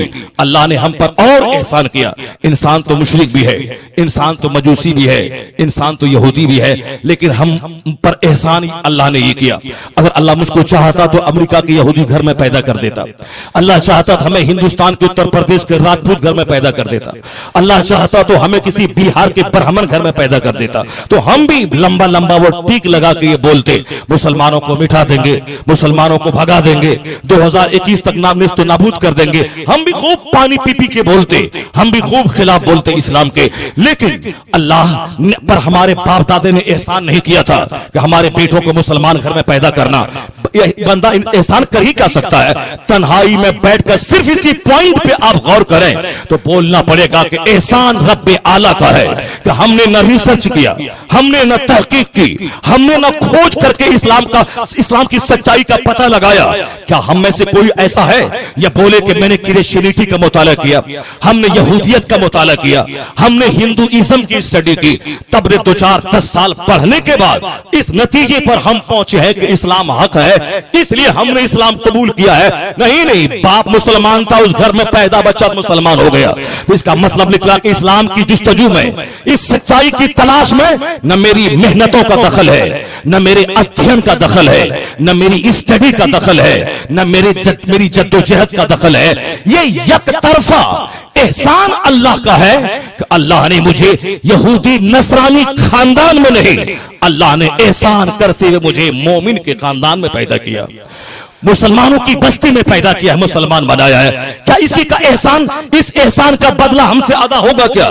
इस नेमत का शुक्राना हमसे अदा होगा क्या? अल्लाह चाहता तो मुझको भी किसी कमलेश का भाई बना देता और हम भी जी भर के इस्लाम के पैगंबर को गाली देते। लेकिन जब इस पॉइंट पे गौर करें आप, उस वक्त आपके सीने में ऐसा जज्बा पैदा होगा, इलाही तू मुझे मकान दे न दे, मैं किराए के मकान में रहूं, मैं फुटपाथ पे रहूं, मैं जिंदगी भर ईंट ढोता रहूं, लेकिन तूने जो ईमान की दौलत दे के एहसान किया है, इसका बदला हमसे कभी अदा न होगा। इलाही तेरा एहसान खरबों एहसान, तू फजले अजीम वाला रब है मालिक, तूने अपनी तरफ से एहसान करते हुए मुझे कुफ्र से बचाया है, मुझे शिर्क से बचाया है, अपने फजल से मोमिन बनाया है। मैं आग पे भी सजदा करूं मालिक, इसका हक अदा ना होगा। मोमिन जब इस पॉइंट पे गौर करेगा, कभी दुकान का रोना नहीं रोएगा, कभी गाड़ी का रोना नहीं रोएगा, कभी शानदार नौकरी का रोना नहीं रोएगा, कभी वो ऊंचे बंगला का रोना नहीं रोएगा, कभी वो गाड़ी का रोना नहीं रोएगा, कभी 2-4 एकड़ जमीन का रोना नहीं रोएगा। जब इस पॉइंट पे गौर करेगा, ईमान से बढ़कर कोई दौलत नहीं। वह जहां अल्लाह करोड़ों लोगों को ईमान से महरूम रखा है, वहीं अल्लाह ने हम जैसे भिखमंगों को ईमान की दौलत दिया है। इस पॉइंट पे जब हमारी नजरें टिक जाएंगी और इस पर जब हमारी अक्ल गौर फिक्र करेगी, तो गुर्बत का सारा शिकवा आदमी भूल जाएगा। वह वही बोलेगा जो हुजूर ने कहा है, जब कयामत के दिन अहले बला को जब आराम दिया जाएगा, यानी जिसको दुनिया में खाने पीने पहनने ओढ़ने की तकलीफें हुई, इनको जब कयामत के दिन अल्लाह सुख और जन्नत का आराम देगा, तो जिन लोगों के दिन दुनिया में आराम से कटे हैं, ये उनके इनामात को देखकर कहेगा, ए अल्लाह, काश दुनिया में मेरे बदन को कैंचियों से काट दिया गया होता ताकि हम भी इस इनामात के आज मुस्तहिक हो गए होते। यानी जब लोगों के सामने सारी सच्चाई वाज़ेह हो जाएगी कि दुनिया पानी का बुलबुला और आखिरत दायमी, दुनिया भूसा और आखिरत गेहूं। आला हजरत की वसीयत के मुताबिक कि मेरे मुरीदों, यह दुनिया भूसा है, आखिरत गेहूं है। भूसा के चलते गेहूं को फरोख्त मत करो, इस दुनिया के चलते आखिरत को तबाह बर्बाद मत करो। मैंने सिर्फ एक गौर व फिक्र का एक मवाद दिया है। आदमी ईमान की दौलत पर अगर वो गौर करे तो पूरी जिंदगी यही दुआ मांगते हुए गुजर जाएगी, ए अल्लाह जो दौलत तूने अपने फजल से दिया है वो दौलत कभी लूटने नहीं पाए। इसलिए कि बहुत सारे लोग हैं जो कल तक मोमिन थे आज काफिर हो गए। बहुत सारे लोग हैं जो इस्लाम मोमिन घर में पैदा हुए, मरने से पहले पहले वो यहूद व नसारा हो गया। अभी चंद दिन पहले मैंने एक रिवायत पढ़ी, बहुत बड़े आबिद शबे जिंदादार और बहुत बड़े नेक और परहेजगार शख्स थे, मरने से पहले पहले वह यहूदी हो गया। हाथ में कुरान लेके कहा मैं कुरान से बेजार हूं, मैं यहूदियत कबूल करता हूं। जब पूछा गया कौन सा जुर्म था इसका जो मरने से पहले पहले इस्लाम से बेजारी और यहूदियत को उसने कबूल किया, कहा गया इसका कसूर यही था ये जिंदगी में ये अपनी आंखों में अमरत यानी वो खूबसूरत लड़का जिसको दाढ़ी के बाल नहीं निकले हो, उन खूबसूरत लड़कों को घूर घूर कर देखा करता था, उनका चेहरा देखकर लज्जतें लेता था, दूसरों की बहू बेटी पे बुरी निगाहें टिकाता रहता था। यही इनका कसूर था। नमाज रोजे तो करता था लेकिन ये आदमी इसको दिलचस्पी लेकर इस ऐब में मुब्तला था, यानी इस आंख का गलत इस्तेमाल करने की वजह से मरते वक्त ऐसा बुरा दिन देखना पड़ा कि कुरान से बेजारी, इस्लाम से बेजारी का उन्होंने इजहार करते हुए यहूदियत कबूल कर लिया। कहा हमको डर नहीं लगता कि हम आज अपने हाथ में मसलक के आला हजरत का झंडा लिए हुए हैं, हमारी जिंदगी के दिन 50 साल या 25 साल बाकी रह गए हैं, आज तक तो हम मोमिन हैं। मुमकिन है कि कल दुनिया का कोई सिक्का हमारे दिमाग में लालच पैदा करके हमें यहूद और नसारा की तरफ माइल होने पर आमादा करे, यहूद और नसारा की तरफ माइल कर दे। मुमकिन है कि बहुत सारे पढ़े लिखे लोग जब आबिद शबे जिंदादार मरने से पहले पहले यहूदी हो गया, हमारा क्या अंजाम होगा? कल तक जो मसलक के आला हजरत का अलमबरदार बनता था, मरने से पहले पहले वहाबी हो गया, मरने से पहले पहले नजदियत कबूल कर लिया, मरने से पहले पहले पक्का नजदीक का कैडर हो गया। जब उस आदमी का अंजाम देखने के बाद एक अक्ले सलीम रखने वाला आदमी उसके चेहरे से मुस्कुराहट गायब हो जाएगी, वो जिंदगी में कभी चैन से नहीं रहेगा, इसी फिक्र में मुब्तला रहेगा जैसे उसका ईमान लूटा है, कहीं किसी चौराहे पे मेरा ईमान भी लूट नहीं जाए। वो जिंदगी भर गाफिलो लापरवाह बन के नहीं बल्कि वह सजदों की साए में जिंदगी गुजारेगा। रात में सारी दुनिया सोएगी, ये जाग के अल्लाह रब्बुल इज्जत के हुजूर रो रो के माल और दौलत की नहीं, इसी ईमान जो सबसे बड़ी दौलत है, इस दौलत के तहफ्फुज की वह भीख मांगेगा। वो अजमेर जाने के बाद गाड़ी और मकान नहीं, वह ईमान की सलामती की दुआ करेगा। बगदाद और मदीना जाने के बाद वह बेटा बेटी की नहीं, ईमान की सलामती की दुआ करेगा। मैं कहता हूं मुझको 50 खरब का सोने का मकान कोई दे दे और बोले कि ईमान का सौदा कर ले, क्या एक मोमिन कभी सौदा करेगा क्या? तो जो ईमान 50 करोड़ के बंगले से बेहतर है, दुनिया का सारा दरख्त याकूत और मूंगा हो जाए, वो कुरान ईमान का वजन सब पे भारी हो जाएगा। तो जो नेमत अल्लाह ने हमको दी है, उस नेमत को चंद सिक्कों के बदले में उस नेमत से आदमी महरूम हो जाए, उससे बड़ा अहमक और नादान क्या होगा? इस पॉइंट पे गौर करने का रिजल्ट यही होगा।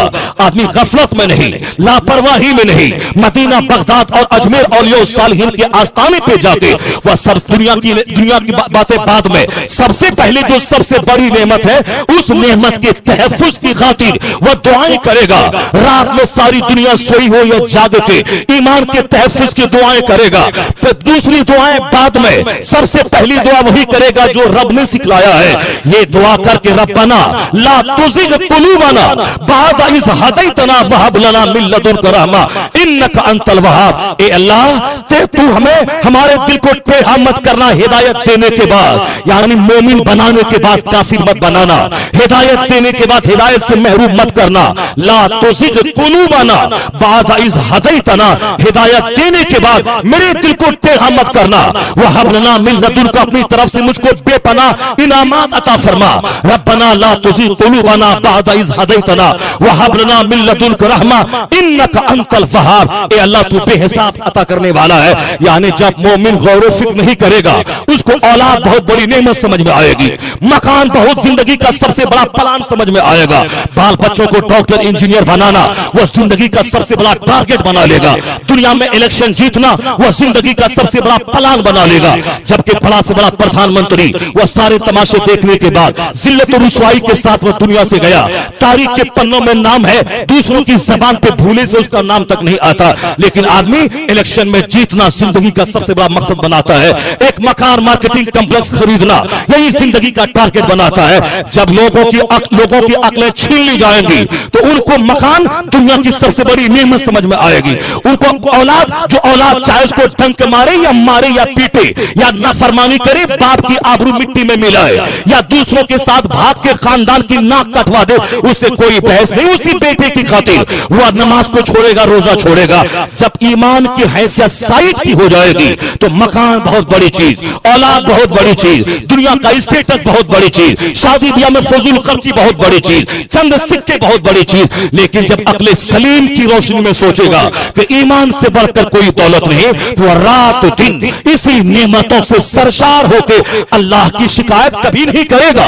वो चाहे गुर्बत की आग में जलेगा या बोलेगा रब ने बेशुमार अरबपतियों को यहूदी बनाया और मुझ मजदूर को साहिब ईमान बनाया। रब चाहता तो मुझे भी अरबों की संपत्ति देकर यहूदी बना देता, मगर एहसान रब्बे आला का कि मोमिन बनाया। वो जब इस पॉइंट पे गौर करेगा तो आंसू बहा बहा के यही कहेगा, इलाही कुछ रहे ना रहे, ईमान की दौलत मरती वक्त सलामत रहे।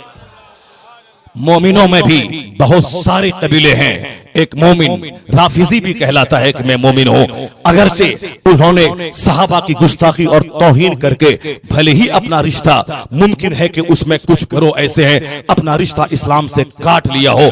बहुत सारे लोग ऐसे हैं जो मुस्तफा की तौहीन करके वो नमाज रोजा उसके पास है, मस्त और मगन है, अजान में, नमाज में, मदरसे में, मेडिकल कॉलेज में, इंजीनियरिंग कॉलेज में, मार्केटिंग कॉम्प्लेक्स में, तंजीम में खूब मस्त है। ईमान का रिश्ता बहुत दूर कट चुका है। मुस्तफा को गाली देकर या मुस्तफा की तौहीन करने वाले का साथ देकर, मुस्तफा ही सब कुछ है। मुस्तफा ने कहा कि अल्लाह एक है, मुस्तफा ने कहा कि कुरान अल्लाह की किताब है, हुजूर ने कहा कि मरने के बाद जन्नत जहन्नम है। अल्लाह ने मुझ पर वही नाजिल नहीं की कि मैं एक हूं, अल्लाह ने अपने महबूब पर वही नाजिल की कि आप कह दीजिए कि अल्लाह एक है। अल्लाह ने मुझको नहीं कहा कि नमाज रोजा हज और ज़कात पर हम पर वही नाजिल की, अल्लाह ने अपने हबीब पर कुरान नाजिल करके कहा आप अपने गुलामों से कह दीजिए कि नमाज फर्ज है, हज और ज़कात फर्ज है। और सारे उसूल मुस्तफा के जरिए से हमको मिले। इसलिए अहले सुन्नत व जमात का फॉर्मूला है, नबी की मोहब्बत जैसे जैसे पुख्ता होती जाएगी, अकीदा तौहीद मजबूत होता चला जाएगा, आखिरत पर ईमान मजबूत होता जाएगा, अकीदा तौहीद मजबूत होगा, अल्लाह पर विश्वास मजबूत होता जाएगा। हुजूर में डाउट हुआ, अल्लाह रब्बुल इज्जत की जात पे डाउट होने लगेगा। हुजूर में शक किया, कुरान करीम की सच्चाई पे शक होने लगेगा। हुजूर में शक किया तो अकीदा आखिरत में शक हो जाएगा। इसलिए मसलक आला हजरत है कि ब्लाइंडली उन्हें जाना, उन्हें माना, न रखा गैर से काम, लिल्लाहिल हम्द में दुनिया से मुसलमान गया। कि इस्लाम का सारा रिश्ता हुजूर से रिलेटेड है, तो हुजूर से मोहब्बत पुख्ता होती जाएगी, अल्लाह पर यकीन पुख्ता होता जाएगा, जन्नत और जहन्नम और अकीदा आखिरत पर यकीन पुख्ता होता जाएगा। इसलिए सबसे पहला नारा यही है। तो बहुत सारे लोगों ने मुस्तफा की तौहीन की या तौहीन नहीं की तो कम से कम तौहीन करने वालों का सपोर्ट किया, सपोर्ट करने के बाद अपना रिश्ता इस्लाम से काट लिया और बज़ाहिर मस्त और मगन है। मुझसे बड़ा इस्लाम का ठेकेदार कोई नहीं है। ऐसे भी कलमा पढ़ने वाले मिलेंगे जो अल्लाह को मानता है, मुस्तफा के इल्म गैब को तस्लीम नहीं करता, सरकार के यौम विलादत के जश्न मनाने को वह कन्हैया के जन्मदिन की तरह कहता है। यहां तक कि काफिर भी मोहसिने कायनात की जिंदगी का मुताला करने के बाद कहे कि all standards by which human greatness may be measured is anyone greater than he. एक काफिर कहता है पढ़ा लिखा कि इंसान की अजमतों को जांचने का जितना पैमाना हो उन सबों पे जांचा जाए तो मानव इतिहास में, इंसानी तारीख में कोई नहीं मिलेगा जो मुस्तफा से बड़ा हो सके। यानी मानव इतिहास का सर्वश्रेष्ठ सर्वोत्तम पुरुष मुस्तफा जाने रहमत की जाते गिरामी है। वो भी कहते हैं कि मुस्तफा की आमद का जश्न मनाया जाना चाहिए, उनकी बायोग्राफी पढ़ी जानी चाहिए, उनकी पाकीज़ा जिंदगी दूसरों तक पहुंचाई जानी चाहिए, उनकी सीरत, उनकी हयात तैयबा से जो एक नुकूश मिल रहे हैं वह नुकूश, वह मार्किंग स्टोन लोगों तक पहुंचाना चाहिए। एक तो वह लोग हैं, लेकिन कुछ कलमा पढ़ने वाला मुमकिन है कि उसको गुमराह रहनुमा मिल गया, वह खुद से तो तहकीक करके उसका साथ नहीं दिया, रहनुमा गुमराह मिल गया, बदकिस्मती से गुमराह खानदान में पैदा हो गया, बदकिस्मती से गुमराह कबीले में जन्म ले लिया। बाप का लाज ढोने की खातिर वह उसी कबीले की हिमायत करता हुआ उसी गुमराह मौलवियों का साथ देते हुए मुस्तफा के इल्म गैब की तौहीन, मुस्तफा के साहिब इख्तियार होने की तौहीन करने लगा। तो कल अल्लाह अल्लाह कर रहा है, लेकिन नबी की तौहीन करके अपना रिश्ता इस्लाम से काट लिया है। हुसैन हुसैन अली अली कर रहा है, मगर सहाबा कराम की तौहीन करके गुमराही की कीचड़ में एक तबका राफिदी का फंस गया है। आगे और जाने के बाद एक तबका है जो अहले बैत और सहाबा दोनों के मानने का दावा करता है, लेकिन आइम्मा मुज्तहिदीन जिन्होंने हमें जिंदगी गुजारने का उसूल दिया, लाखों अहादीस में से हमारी सहूलत और आसानी की खातिर हमारे लिए उन्होंने फिक्र का एक स्कूल कायम किया, ताकि मोमिन नमाज रोजे हज और ज़कात इन इबादत में इस तरीके का फॉलो करे जिसे हम मुज्तहिद कहते हैं, जिसे हम इमाम कहते हैं। बहुत से लोग सहाबा अहले बैत को मानने का दावा करते हैं, उस आइम्मा मुज्तहिदीन की शान में गुस्ताखाना जुमले कह के उनकी अजमत का इनकार करते हैं। इनकार करते हैं कि हमारे पास हदीस मौजूद है तो हम उनकी तहकीक को क्यों माने। एक ही हदीस में नाफ के ऊपर हाथ बांधने की बात भी है, एक ही हदीस में नाफ के नीचे हाथ बांधने की बात भी है, एक ही हदीस में हाथ को लटका के नमाज पढ़ने की बात भी है। तो अब क्या करेंगे आप 2 रकात नमाज में? 2 मिनट हाथ लटका के, 2 मिनट ऊपर में, 2 मिनट नीचे, यानी आप इसी तरह तमाशा करते रहेंगे। इन आइम्मा मुज्तहिदीन ने हमारे लिए पेचीदगी की राह को आसान बनाया। उन्होंने तहकीक करके बताया, उलझनों में मत पड़, अहादीस की रोशनी में ये रास्ता तुम्हारे लिए मैंने चुना है, ये वो रास्ता है जो मुस्तफा जाने रहमत का है, जो तुम्हें जन्नत ले जाएगा।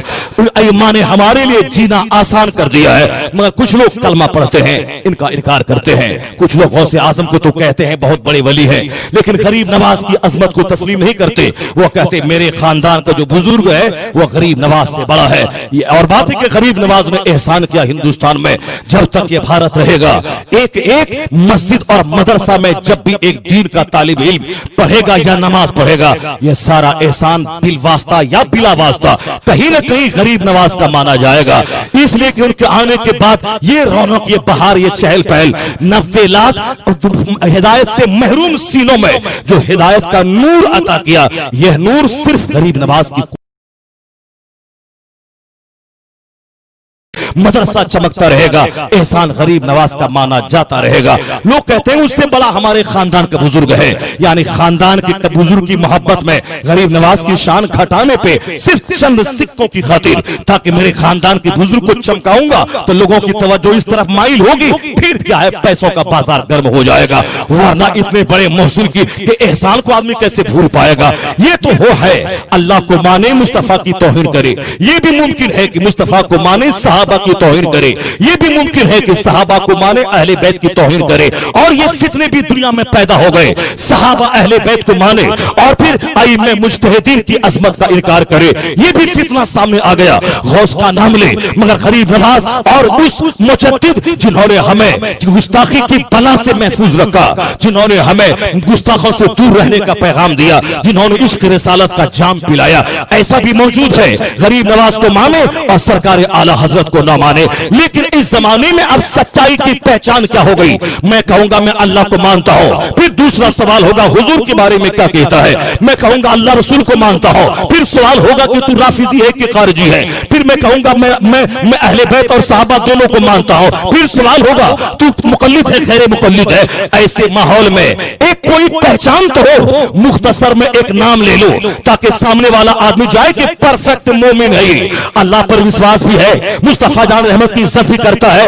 अहले बैत से मोहब्बत भी करता है, सहाबा की ताजीम भी करता है, और ये सालिहीन का भी मानने वाला है, आइम्मा मुज्तहिदीन की कद्र करने वाला है, गौस को गौस से आज़म मानने वाला है, गरीब नवाज को गरीब नवाज अताए रसूल मानने वाला है। यानी एक ऐसा आदमी जिसे दोबारा सवाल मैं न करूं कि गरीब नवाज के बारे में तू क्या कहता है, गौस आज़म के बारे में क्या कहता है, शोहदा के बारे में क्या कहता है, आइम्मा मुज्तहिदीन के बारे में तेरा क्या अकीदा है। यानी इन सारी बातों में न पढ़ कर सिर्फ कोई एक ट्रेडमार्क तो हो जिस मार्का को देखा जाए उसके परफेक्ट मोमिन का पता चल जाए।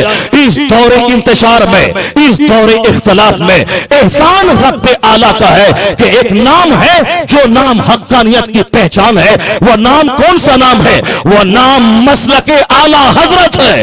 अगर आला हजरत का नाम बोल दिया गया इसका मतलब है कि ये गरीब नवाज का चाहने वाला भी है, गौसे आजम का दीवाना भी है, अहले बैत पे जान लुटाने वाला भी है, सहाबे कराम की इज्जत करने वाला भी है, मुस्तफा जान रहमत से दिल तोड़कर इश्क और मोहब्बत करने वाला भी है, अल्लाह रब्बुल इज्जत पर मजबूत ईमान रखने वाला भी है। इस दौरे इंतशार में मोमिने हक का ट्रेडमार्क है एक नाम रजा का कि वादी रजा की कोहे हिमालय रजा का है। जिस समत देखिए वो इलाका रजा का है। वह सरकार आला हजरत फाजिले बरेलवी रदी अल्लाह तआला अन्हु ने इश्क रिसालत का जो जाम पिलाया है, जो गुमराहों की गुमराही से बचने का निर्देश दिया है, जिन्होंने 1000 के करीब किताबें लिखकर हमें सही मार्गदर्शन किया है, जो हमें ईद मिलादुन नबी का जश्न मनाना फर्ज वाजिब कहीं मसले के आला हजरत को नहीं करार दिया गया।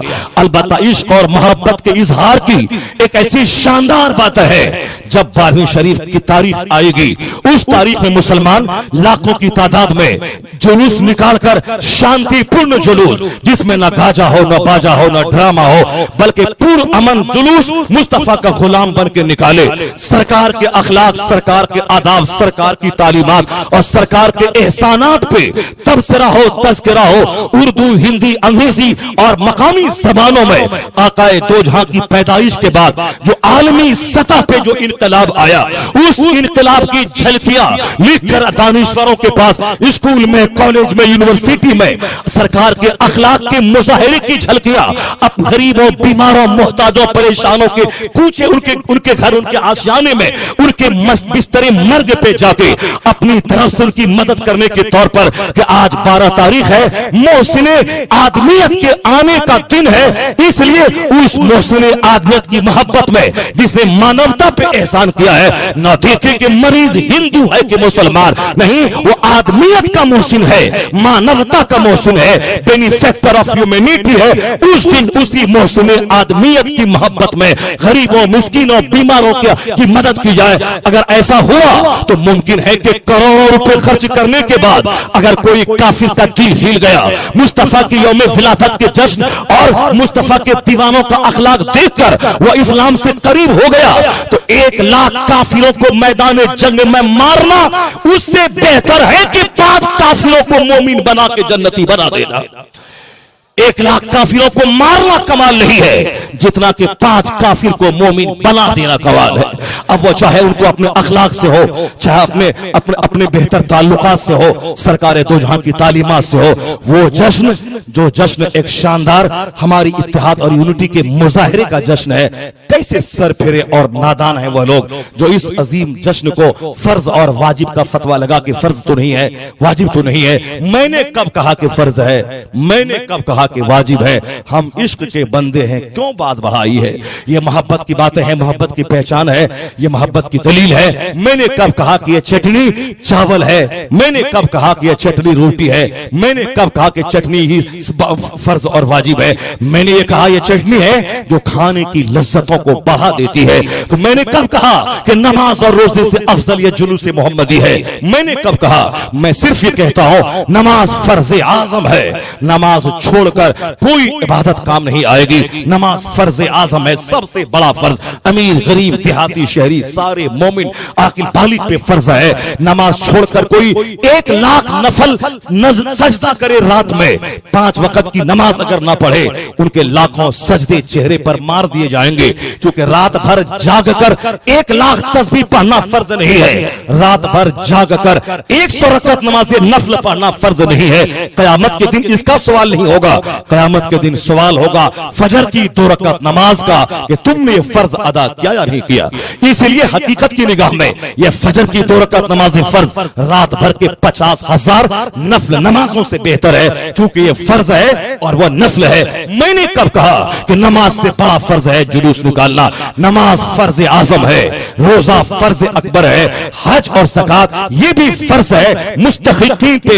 लेकिन यह जुलूस जिस तरह चटनी खाने की लज्जतों को बढ़ा देती है, उसी तरह सरकार की मोहब्बत में अब इत्तेहाद का मुजाहिरा जब जुलूस की सूरत में होता है तो एक मोमिन के ईमानी रंग को ये जुलूस चढ़ा देता है, उसकी जिंदगी में बहार पैदा कर देता है, एक मोमिन की जिंदगी के हुस्न को दोबाला कर देता है, एक मोमिन की जिंदगी में जो मायूसियत का माहौल है इस मायूसियत को दूर कर देता है। मेरी आज की पूरी तकरीर का माहसल यही है कि आदमी बेकार की जिंदगी न गुजारे, चाय पान की दुकान पे गुटखा खा के मुंह लाल करके पान खा के 1-1 घंटा दोस्तों के दरमियान तबसरा, फजूल याद पर तबसरा। जन्नत जाने के बाद भी अफसोस रहेगा जन्नती को इस बात पे जो वक्त उनका बेकार गुजर गया। यही बोलेगा काश उस वक्त को भी मैं इबादत में इस्तेमाल करता तो जन्नत में हमारे दर्जे और बुलंद हो गए होते। आज की तारीख में दुनिया में सबसे ज्यादा नाकारा, सबसे ज्यादा तनकीद और गीबत के कल्चर में जीने वाली अगर कोई कौम है तो वही कौम है जिस कौम को मुस्तफा ने कहा था मिन हुस्न इस्लामिल मर्इ तर्कुहु मा ला यानी, मोमिन के इस्लाम का हुस्न यह है कि बेमतलब चीजों को छोड़ दे। जिसके पैगंबर ने गैर जरूरी चीजों को छोड़ने का पैगाम जोर से शिद्दत के साथ 1400 साल पहले दिया है, जिसका सारा काम मीनिंगफुल, अर्थपूर्ण, माना खेज हो, सबसे ज्यादा बेमाना, बेमतलब, गैर जरूरी, अननेसेसरी गीबत और तनकीद, दूसरों की बुराई और बेमतलब कामों में जो जीने वाली कौम है, इस दौर में उसी कौम का नाम कौम मुस्लिम है। हमारी इन अदाओं ने लोगों को हमारे मजहब से दूर किया, हमारी इन अदाओं ने दूसरों को सरकार की हयात तैयबा से दूर किया। तो हम मुजरिम हैं कि हमने लोगों को इस्लाम के ताल्लुक से उनकी टेंडेंसी खराब कर दी।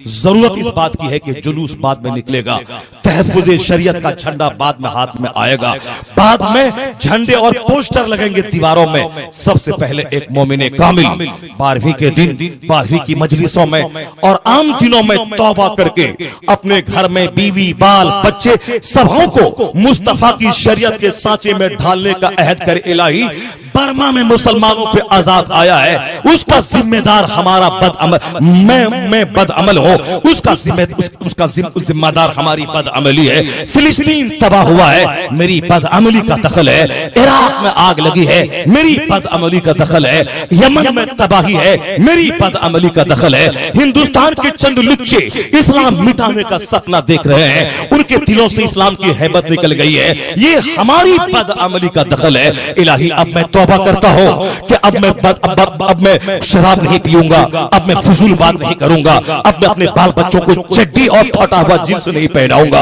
अब मैं यहूद और नसारा का कल्चर अपने घर में नहीं लाऊंगा, फिल्मी दुनिया के जोकरों का कल्चर अब मैं घर में नहीं लाऊंगा। इलाही अब मैं मुस्तफवी कल्चर घर में नाफिज करूंगा, मोहम्मदी तमद्दुन मैं घर में नाफिज करूंगा। अगर हर आदमी के दिल में यह तब्दीली पैदा हो गई, कोई लाठी नहीं उठेगी, कोई तीर नहीं चलेगा। सच्ची तौबा निजामाबाद में होगी और अल्लाह का अजाब जो रोहिंग्या मुसलमान पे नाज़िल हुआ है, मेरी तौबा की बदौलत अल्लाह अपने अजाब को मेरे भाइयों के चमन से उठा लेगा। बुजुर्गों ने कहा है कि पूरी दुनिया का मुसलमान एक मकान में लगी हुई ईंट के समान है। ये मत बोलना कि मैं शराब पिया तो क्या हुआ, नहीं, अल मोमिनो कल बुनियान यशुद्दु बादहु बादा। मोमिन एक मकान में लगी हुई ईंट के समान है, हर ईंट एक दूसरे को पुख्तगी देती है। इसलिए हर आदमी आंखें बंद करके इस मुकद्दस महफिल, इस मुकद्दस सीजन में ईद मिलादुन नबी के मौके से नहीं 100% कम से कम वो जो बड़े बड़े खतरनाक गुनाह हैं, वह जो खतरनाक गुनाह जो ज़िना से ज्यादा सख्त है, अल-गीबतु अशद्दु मिनज़ ज़िना, गीबत ज़िना से ज्यादा सख्त है कि ज़ानी तौबा करता है तो अल्लाह माफ कर देता है, लेकिन जिस मोमिन की बुराई पीछे की गई अल्लाह उस वक्त तक माफ नहीं करेगा जब तक कि उनसे वह माफी न मांग ले। ये खतरनाक गुनाह, इन गुनाहों को तौबा करने का आदमी अहद कर ले। घर में जो फिल्मी कल्चर है, नेकेड और नंगा माहौल है, इस माहौल को दूर करने का प्रयास जारी हो। जो एक कदम बढ़ाता है अल्लाह की रहमतें 10 कदम उसकी तरफ आती हैं, जो अल्लाह की तरफ चलता है अल्लाह की रहमतें दौड़ के आती हैं। एक आदमी जिसका माल गुम हो गया हो, माल से लदा हुआ ऊंट गुम हो गया हो, मौत के इंतजार में सो गया हो, हदीस में आया है कि जब वो सो के उठता है तो माल से लदा हुआ ऊंट को सामने पाके मारे खुशी के झूम जाता है, या बोलने लगता है, ए अल्लाह तेरा एहसान कि तूने ऊंट, गुमशुदा ऊंट को वापस दे दिया, तू मेरा बंदा है, मैं तेरा खुदा हूं। यानी वो बेखुदी में ऐसा जुमला बोल जाता है कि उल्टा होता है। उनको ये बोलना चाहिए कि तू मेरा अल्लाह है, मैं तेरा बंदा हूं, नहीं, वो मारे जज्बात खुशी में ऐसा मगलूब हो जाता है, वो भूल जाता है कि मेरी जबान से क्या निकल रहा है, वो उसी में बोल जाता है कि तू मेरा बंदा है, मैं तेरा खुदा हूं। हदीस में आया है कि जिस कदर माल पाने के बाद उस बंदे को खुशी होती है, उससे ज्यादा खुशी अल्लाह को उस बंदे से होती है जो बंदा अपने गुनाहों से सच्ची तौबा कर लेता है। उससे ज्यादा खुशी अल्लाह रब्बुल इज्जत को होती है जब कोई एक भूला बिसरा हुआ वापस आ जाता है, जब कोई एक गुनहगार मोमिन तौबा करके मुत्तकी परहेजगार बनने का अहद कर लेता है। जब इस नेमत पे आप तन्हाई में गौर करेंगे तो एक ही बात जबान पे हर वक्त आएगी, ए अल्लाह, जिस तरह तूने एहसान करके इंसान बनाया, एहसान करके मोमिन बनाया, एहसान करके सुन्नी बनाया, एहसान तुमने क्या कि मुस्तफा जैसा अजीमुशान रहनुमा तुमने अता किया, गौस व ख्वाजा रजा जैसा अजीमुशान पेशवा और कायद तुमने अता किया। इसमें हमारी मेहनत का कोई दखल नहीं, तूने यकतरफा फजल किया है, तो एक ही दुआ मांगने का शौक पैदा होगा, ए अल्लाह, जहां तूने इतना एहसान किया है, एक एहसान और कर देना मालिक, हालत ईमान में मौत देकर, हमारे अमल को न देखकर, जिस तरह तूने फजल से अपनी तरफ से यकतरफा इंसान बनाकर, मोमिन बनाकर, सुन्नी बनाकर एहसान किया, यकतरफा एहसान, तो एक एहसान और कर देना कि हालत ईमान में मौत देकर मुस्तफा के पड़ोस में जन्नत में जगह अता कर देना। जब अक्ले सलीम आएगी तो ये बड़ी बड़ी बातें जबान पे आएंगी और बड़े बड़े ख्याल दिमाग में आएंगे, वरना तो हुजूर ने तो कह ही दिया है, अखीर जमाने में अक्लमंदों को ढूंढो कि कहां तुनज़अ उक़ूल अक्सर ज़ालिक ज़मान, अक्सर लोगों की अक्लें छीन ली जाएंगी। अल्लाह तबारक व तआला हमको और आपको और दुनिया के सारे मुसलमानों को अक्ल सलीम से काम लेने की तौफीक अता फरमाए। पागलों और दीवानों की तरह बोलने, चिल्लाने और बुरी बातें बोलने से अल्लाह हम सबों को महफूज फरमाए। गुफ्तगू तो हो गई, 1 घंटा हो गया होगा अल्हम्दुलिल्लाह, 1 घंटा से ज्यादा हो गया, 1.5 घंटे हो गए। 1 घंटा ये बोलने का टारगेट था, लेकिन क्या करें, वो बात से बात पैदा होती है। आप लोग इस तरह आंखें फाड़ के देखते रहते हैं कि लगता है कि मैं सारी थकावट भूल के रात भर तकरीर करता रहूं, जब कभी मेरा हाल यह है कि मैं घर से 25 तारीख को अपने बच्चों से निकला हूं, अपने बच्चों से, और आज तारीख कितनी है, आज 21 तारीख हो गई, यानी पिछले महीने की 25 तारीख को बच्चों से निकला हूँ और आज ये 22 तारीख है। मुसलसल दिन में, रात में, फ्लाइट से, ट्रेन से सफर, रात में खिताब, रात में जागना, लेकिन उसके बावजूद मैं कभी कभी मजनू हो जाता हूँ। दूसरे खतीब तो 1 घंटा बोल के 1 घंटा में भी बहुत सारे हंसने खिलने की बातें, नारा सुभान अल्लाह बोलवा के टाइम पास कर देते हैं, मगर मैं मजनू होता हूँ कि भूल जाता हूँ कि कल 2.5 घंटा बोला हूँ, कल फलां जगह बोलना है। आप जब गौर से सुनते हैं तो यही लगता है कि मैं अपना दिल निकाल के आपको दे दूं। अल्लाह तबारक व तआला हम सबों को इसी तरह दिन की बातें सुनने, उस पर अमल की तौफीक अता फरमाए। जब ये वक्त कुर्बान हुआ है तो मैं चाहता हूं कि माली तौर पर भी हमारी कुर्बानी इस मुकद्दस सीजन में हो जाए, नेकी का सीजन, खुशियां मनाने का सीजन, अल्लाह के एहसानात को याद करने का सीजन। हमारा 2-4 भाई अगर उसकी नमाजें बच जाती हैं, वो दूसरों की मस्जिदों में जाने से बच जाते हैं।